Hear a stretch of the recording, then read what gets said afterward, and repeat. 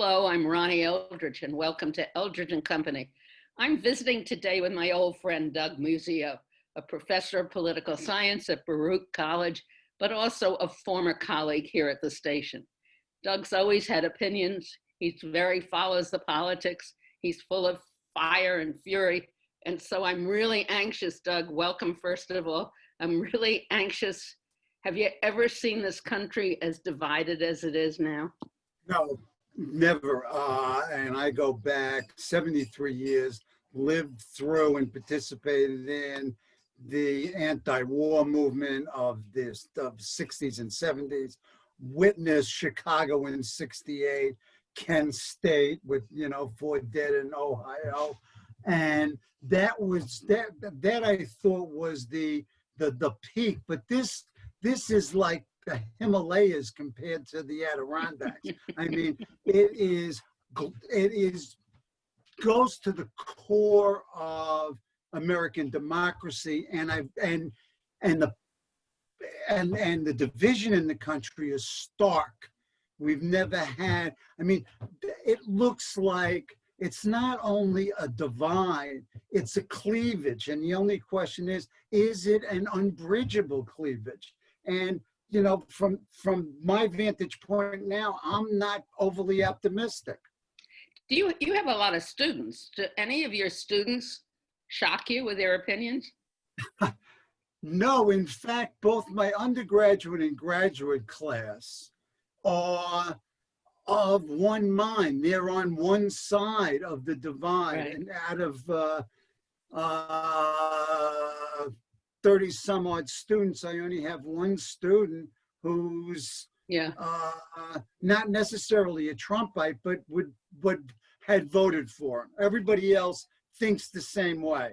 It's so interesting because as a Jewish person, I grew up thinking that the whole world was Jewish. And it was kind of a shock when I realized they weren't. But most of the people I knew, because of the neighborhoods I lived in and my family and everything, that was it.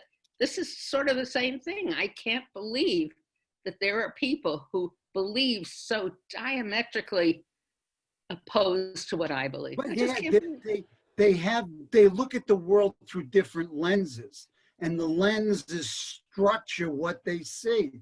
And there's no cognitive dissonance. They totally believe certain truths. And Donald Trump is he is the word. Do you think it's just because of Donald Trump? No. That a more reasonable conservative, a more reasonable conservative might appeal to them? Or is it the populist kind of, fury? It is I believe it's basically an anger and fear vote. And Trumpism, which preceded Trump and will certainly outlive him, is a philosophy of anger and retribution and anxiety about one's lost status. It's a whole series of psychological orientation. The trust in American institution has declined over the last 2 decades. And now we have an assault by the President of the United States on these very tenets. It's crazy. I always thought that political leaders had principles. And that they're naive. No, I think in my early youth, I had a lot of examples of that. That's true. And where and when you came to political maturity, really, that was a dynamic time in the city's history. Yeah, I was going to say, I think that the Vietnam War, was where people that you expected more from didn't come through. You think that could be? Well, I mean, always you expect more of people than they deliver, and you're not disappointed when they don't. I was pretty lucky in that I had my training when in real government with John Lindsay and Robert Kennedy. Yeah. Both of whom were principled people. Right, but I think that there's always a lack of principles, and there's always been the toadies and the apparatchiks, etc. But you're right. It does seem to me that there were more obvious people of principle, but I think that maybe just when we came to political maturity, and those were more positive. And we don't have any beacons of it. Right. I don't know. But I really don't know.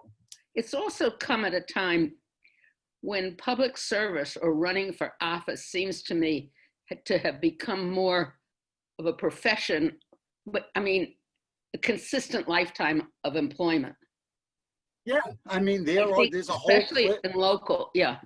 You know what I mean? There's a whole class of people that start in the city council, go to Albany, Right.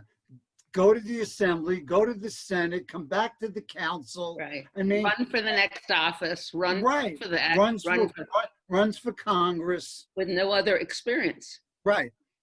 So, right. Yeah, but here's a guy who didn't have any government experience. Right. He's the president of the United States, and what a mess. he doesn't, I don't know what his problem, he's got a lot of problems. So you have always been active in polling. Yep.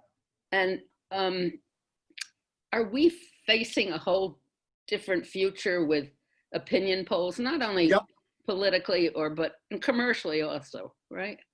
Yeah, you are, but certainly in the public opinion realm, and particularly with election polling,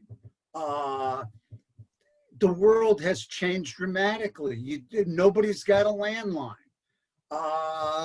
You have smartphones that you can filter out calls.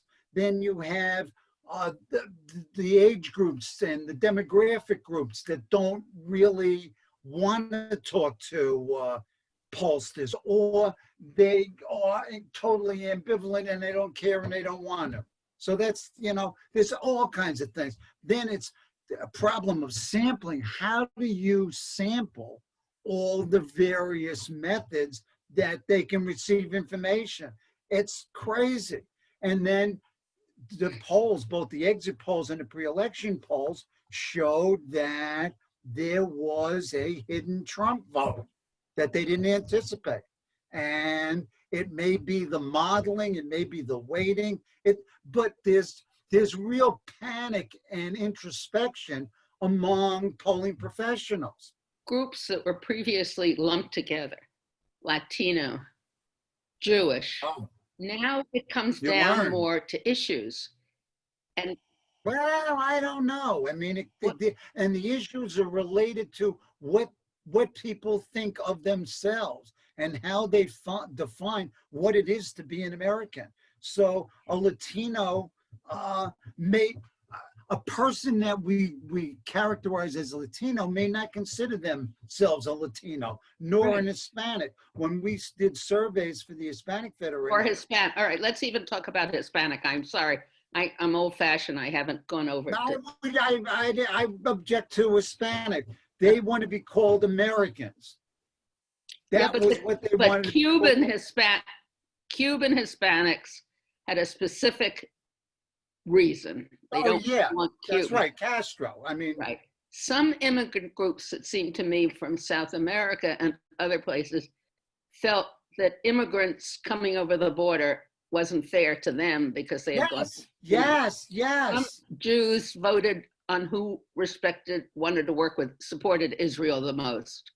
We're breaking down. I don't know why, but. Yeah, we're breaking down, but we're aligning.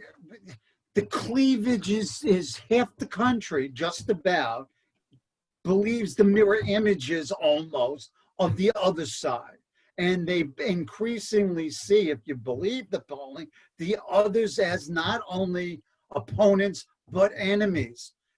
In fact, they're treasonous. They don't share the same values. And they admit it in polls. So it's stark. I mean, going back throughout American history, I think this is the most parlous times we've faced since the 1850s, the election of 1860, and the Civil War. And in fact, we're undergoing a soft civil war. We're going through a slow motion civil war. And it is true. And the only thing that it's missing so far is violence. Well, we've had violence, or at least Well, I they've mean, said we've had.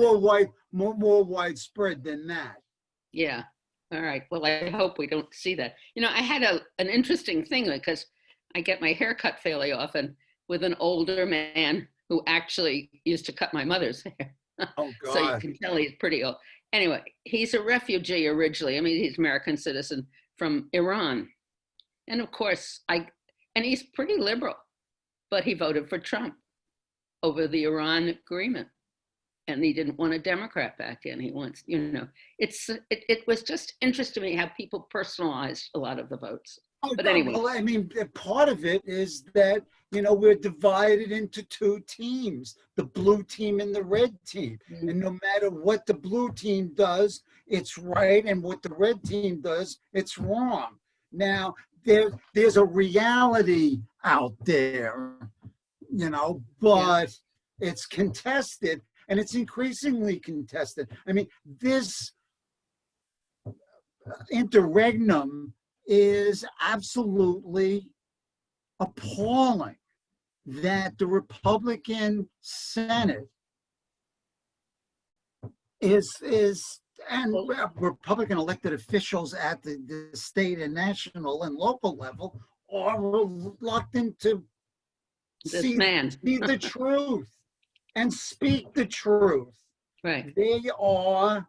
Because, well, they're scared of him because they're worried about their future. I mean, we're paying. Yeah, and some of them are true believers. Some of them are Trumpists who are a little bit more savvy than Trump. Yeah, but we've always had some that were extreme something or other, right? Yeah, but I mean, the whole Republican Party. It's just taken over. About.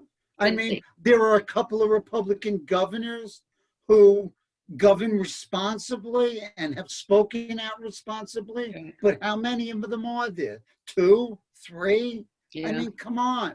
And in the Senate, you have Mitt Romney, Collins, Half-Baked, and Murkowski. Yeah. Really, and Sass. Big deal. Yeah. You have 5 Right.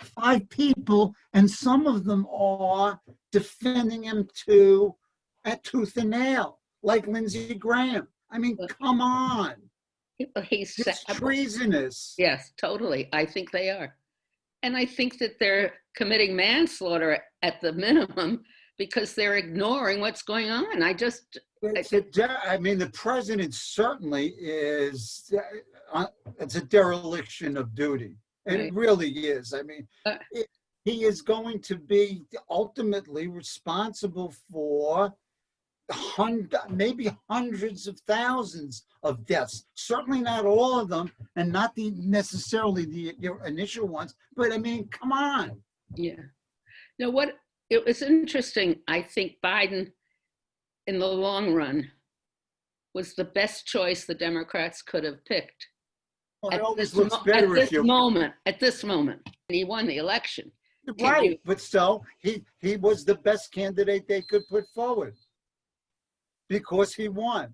I think he was objectively the most appealing to the most people for whatever reason.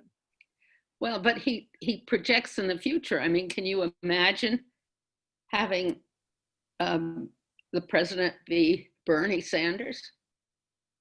No. At this time? No. No. Right. We could go through the list. I agree with you. Yes. Your hypothesis is correct as far as I can say. And when people, the polls, now I'm believing the polls, when they said, is your choice, who are you voting for, Biden or Trump? And why? They're voting for Biden because they're voting against Trump more than they were voting for Biden. Right. I mean, that's my vote. Yeah, I mean, I voted against Trump more than I voted for Biden. right. But now, in retrospect, I think the poignant part about it is that after all the years and his wanting to run, that pretty much opinion believes he's the guy that should stands the best chance. Yes, yes, and What do you think? I think that so far his demeanor, his policy statements, and his choice of personnel have been, what I would expect of a Right, president-elect. I right. mean, he's got he's may not be exciting. He may be, over the hill in some sense, but he's a solid guy who knows a lot of things Right. and knows a lot of solid people. And we don't need more excitement right now. I No, don't we think. need Yeah. we need a tranquilizer. And the other thing that was interesting is the people didn't vote a straight line. I mean, what happened in the Senate and the Congress, people, right? Well, I mean, Biden didn't have any coattails. I mean, usually the president will, Right. winning president will Right, carry we're bringing in yeah, the candidates right. down It was a ballot, and it disconnect. didn't happen. Yeah, It yeah. didn't happen. And what is the reason why they voted for Biden and voted Republican in the Senate races? And in part, it's that, even though elections have been nationalized, there's a real element of truth in Tip O'Neill's, all politics is local. So what about the future? I don't know. I mean, it depends on, I think the big question is if Trump, he leaves on January 20th afternoon, is the president going to be indicted by either the Manhattan DA, the Attorney General of New York, or the Southern District of New York? And if he does somebody pardon him if he hasn't pardoned himself or resigned from office and had Pence pardon him? I mean, Yeah. The fact that we're talking about this scenario, it indicates the real problem that we have in the country. Yeah, it is. It's really, do you think they should go after him? Or should we just let him? I know, Hopefully dry up. and we both lived through Watergate, and we faced the same dilemma. And Mhm. particularly, when Ford did pardon him, Yeah. the country was split. And I don't remember explicitly how intensely I felt it, but I thought to put him in the dock. It's interesting because I don't remember how I felt when he was pardoned. Well, don't forget, I did my doctoral dissertation on Watergate, so I was interested. Oh, that is fascinating. Yeah. God. So is there any parallel to anything? There's lots of parallels, but I mean, the big difference between Watergate and Trumpgate is that it's the assault on the system.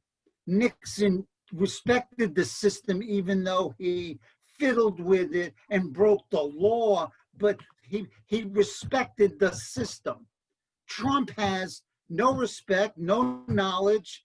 It's all ego-driven and impulsive. And what about the attorney generals? Compare the two. Which attorney generals? The one from Mitchell and Oh, I'm sorry, we're back. Well, Barr is much more the ideologue. I mean, clearly he thought about this, and he's much more the intellectual. He's much more intelligent. Mitchell was, an operator, smart in his own field, but not at all ideological, and he was much more pragmatic, much Mhm. more pragmatic, Right. Mitchell. Right. But he was also carrying out orders too, I guess, Oh, right? yeah, Yeah. Yeah. yeah. Yeah. So But what, Barr isn't, I mean, Barr's problem isn't that he's carrying out orders, is that he's masterminding a piece of the conspiracy. who, Barr? Yeah, It's unbelievable, I think, what's happened to the I Justice know, Department. I know.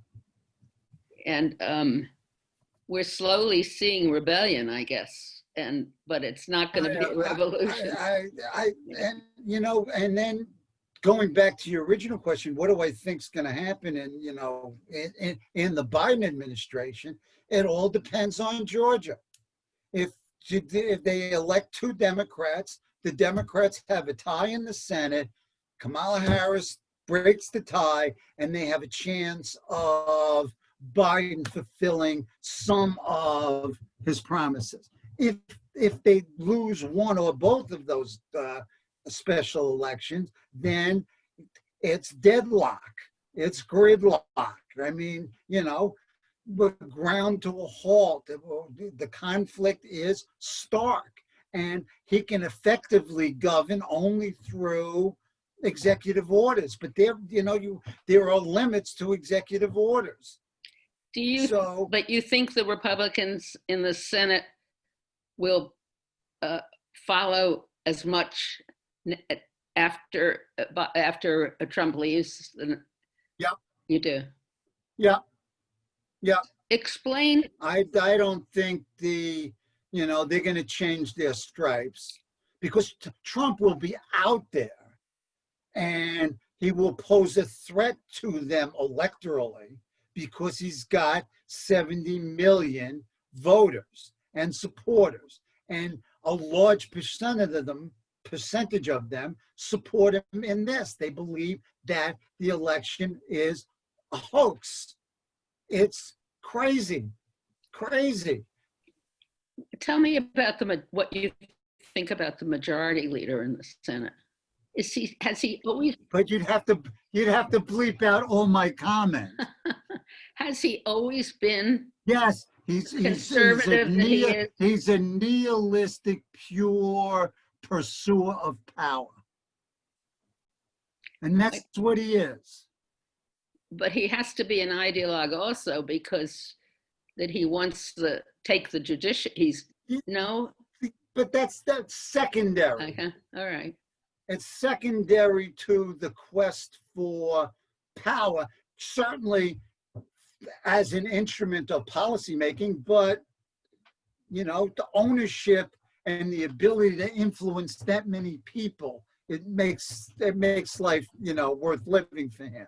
Are we going to be able to increase the awareness of what's going to be? It's going to be done in fits and starts in various locales. It's going to be locally based, as in, for example, the voter registration drive and the get out the vote operation in Georgia. That it's going to be real grassroots, local conflict and conflict resolution, and then you aggregate it all together, and it's going to be a wildfire. Now we're talking about the city, and I've not even asked you about the future of the city and what kind of a mayor do we need and want? Oh, man. Our problems are so massive and could get worse. And certainly if the national government doesn't come across with tens of billions of dollars, you've got a radically changed city, at least in the short run. I mean, the MTA, for example, just the mere conversation is frightening, that an essential service like the MTA could be constricted as badly as they're speculating is just terrible. It's horrifying. It's horrifying. But we're faced with a mayoral election. And the question is, tell me. I mean, all right, I think you should think about this. And the next time we meet. Oh, God. That's going to be the subject, all right? Okay. Okay. It's been a total delight to talk to you, and I miss you, It certainly has. and I And love I all miss the. you too. Yeah, I know. Please. Thank you very much, Doug Muzia.